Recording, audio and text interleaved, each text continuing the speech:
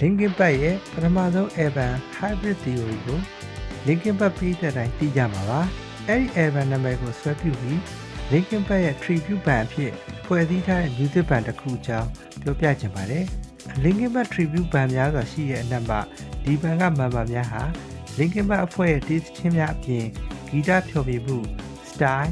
instrument များသာမက member တွေရဲ့ရုပ်ရည်အသွင်ဖြင့်အတန်သာမကဝတ်စားဆင်ယင်မှုများအထိပါLinkin Park အဖွဲ့ဝင်တွေရဲ့ပုံစံကိုပြန်လည်ဖော်ဆောင်ခဲ့ကြတဲ့ဂီတအဖွဲ့ဖြစ်ပါတယ်။အဲဒီအဖွဲ့ရဲ့နာမည်ကတော့ Hybrid Theory ဖြစ်ပါတယ်။ကြည့်ရှုသူမိတ်ဆွေများအတွက်ဘုဒ္ဓဖြစ်ပွဲစိတ်ဝင်စားဖွယ်အကြောင်းအရာများတင်ဆက်ပေးသွားမှာမို့ The Prehead Channel လေးကို like and subscribe လုပ်သွားပြီးပါဦးနော်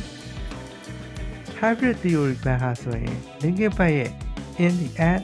Numb, Chlorine, Paper Cut, One Step Closerစတဲ့နာမည်ကြီးချင်းတွေကိုငွေရင်းနှီးပါတူညီအောင်တီးဆိုဖျော်ဖြေပေးရကြောင်း Linkin Park ကိုစိတ်နှစ်သက်ကြတဲ့သူတွေအတွက်သဘောကျစရာအဖွဲ့တစ်ဖွဲ့ဖြစ်ပါတယ်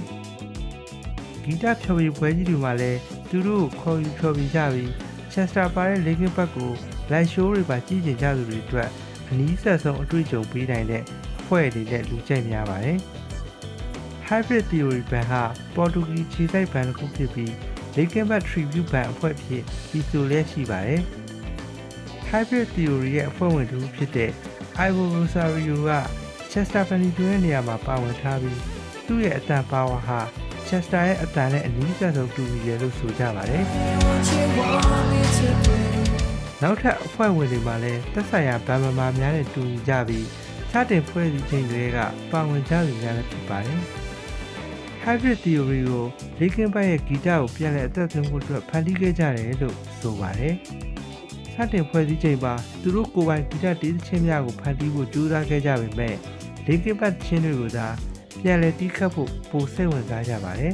။ဒီလိုမျိုးတူညီအောင်တီးဆိုတီးခတ်နိုင်ဖို့အတွက် Linkin Park ရဲ့ music video များကိုအကြိမ်ကြိမ်ကြည့်ရှုလေ့လာခဲ့ကြတယ်လို့သိရပါတယ်။ Hybrid Theory ဟာ music tour များစွာကိုတီးဆိုနေပြီးသူတို့ဟာAlgiers Arena, Brazil, Australia Tour စတဲ့ concert တွေမှာပါဝင်ဖျော်ဖြေခဲ့ကြပြီးသူတို့ရဲ့ live show video တွေဟာ YouTube ပေါ်မှာပြန့်နှံ့ခဲ့ပါတယ်။တခြားတစ်ခါမှာလည်း tribute band တွေကိုသဘောထားကွဲလွဲချက်များစွာရှိခဲ့ပြီးတချို့သူများကတော့ Hybrid Theory ဟာ Linkin Park ကို imitate လုပ်နေသူများလို့ဆိုပြီးဆန့်ကျင်ကြောင်းပြောဆိုကြပါတယ်။ဒါပေမဲ့ Hybrid Theory ရဲ့ဖြော်ဖြေမှုဟာ Linkin Park concert ကိုပြန်လည်ပေးနိုင်တယ်လို့ယူဆကြသူများလည်းရှိပါတယ်။